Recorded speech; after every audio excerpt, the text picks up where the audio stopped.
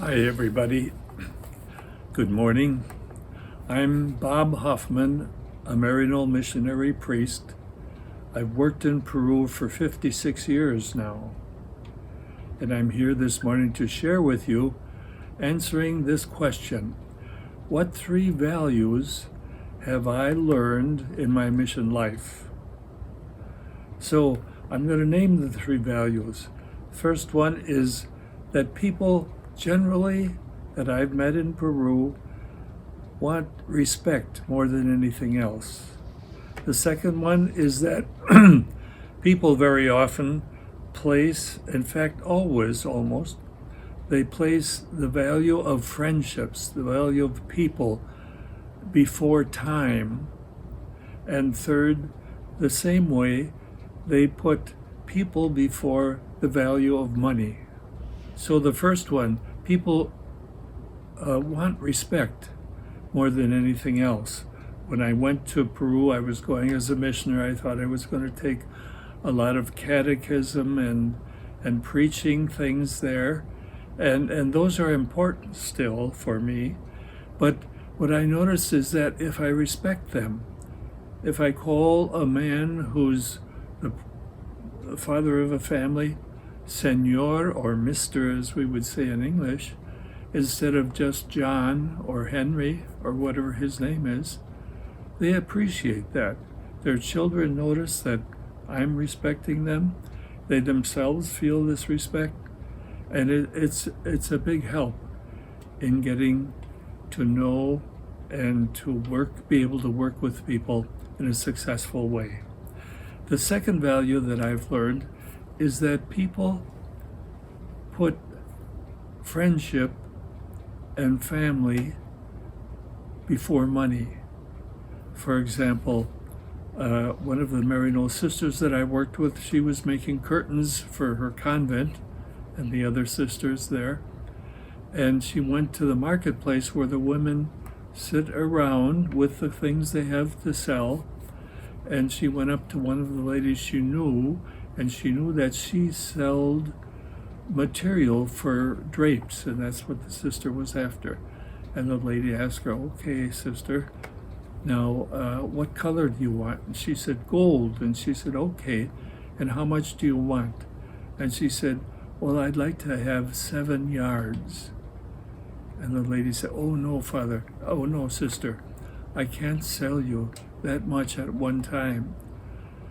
And so I can't sell you that much. I can give you 4 yards. That's all I can sell you."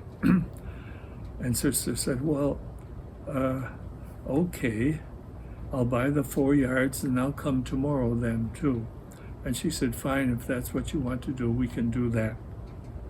And the third thing that I mentioned was time.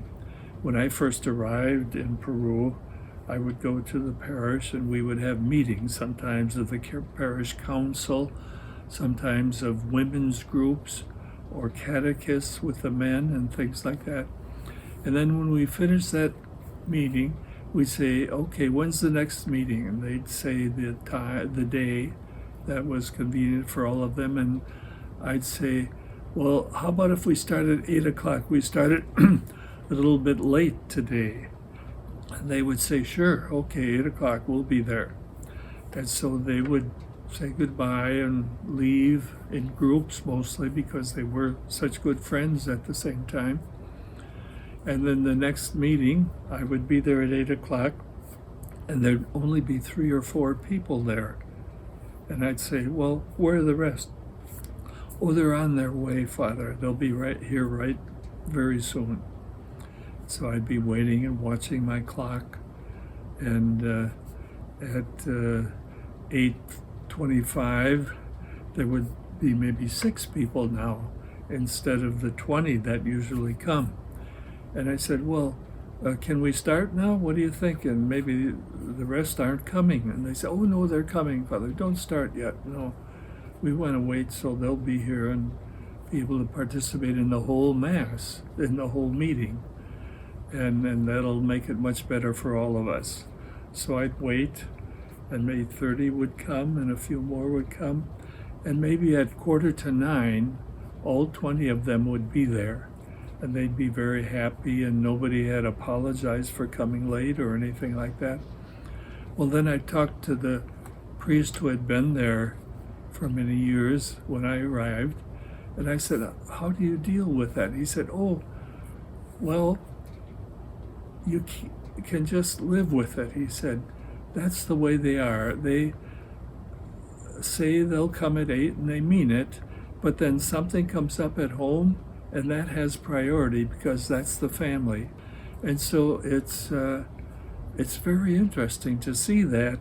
It's very frustrating for us missioners when we just get there, but then the other missioners who have been there for a while help us to understand that, and we then begin to live with that. And when people say they're coming at 8, we ourselves know they won't be there. They don't expect me to be there at 8 either. And so I go a little bit later, and that way I'm able to to live with them, to work with them, to be their friend and have their friendship. And all of that, the living and respecting friendship and people more than money, more than time, adds to our lives too, because people are much more important than time, much more important than money. And with a little bit of respect, you gain many friends, and that friendship is so important.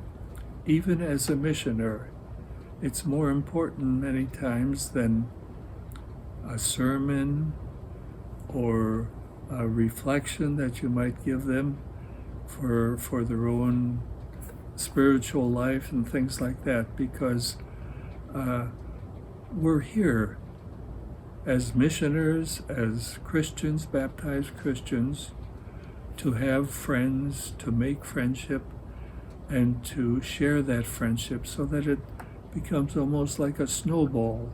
You know how a snowball, you put it on the hill and it rolls down and it gets larger and it goes faster and it gets down there. That becomes the foot part of the snowman. And then you put another snowball and that rolls down and gets larger and larger. And so that becomes the body of the snowman, and a little snowball going down becomes the head. And so that's the way we influence and are influenced by friendships in our lives. And that has helped me a great deal as a missioner and as a son in my family, as a brother in my family, in my friends that I come and visit every once in a while from Peru. And so I wanted to share that with you today. So thank you for your time. And we're still in the COVID pandemic, and so I will be praying for you and your families and your friends so that we can get through this pandemic soon and continue our lives as we're used to living in this wonderful country of ours. Thank you again.